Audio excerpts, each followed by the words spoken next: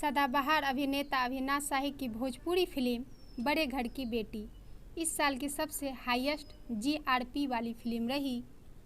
बी4U के बैनर तले बनी यह फिल्म बड़े घर की बेटी 1 जून को संध्या 6:30 बजे बी4U भोजपुरी टीवी चैनल से रिलीज हुई थी। इस फिल्म के निर्माता संदीप सिंह, अंजनी तिवारी व नीलाभ तिवारी है। वहीं इस फिल्म को निर्देशित किया है संजीव बोहरप्पी ने। फिल्म के मुख्य भूमिका में सदाबहार अभिनेता अविनाश शाही, अंजना सिंह, यामिनी सिंह, राकेश बाबू, संतोष श्रीवास्तव, प्रेम दुबे, कंचन मिश्रा, सोनाली मिश्रा, भूपेंद्र सिंह, बीना पांडे वो अन्य कलाकार नजर आएंगे।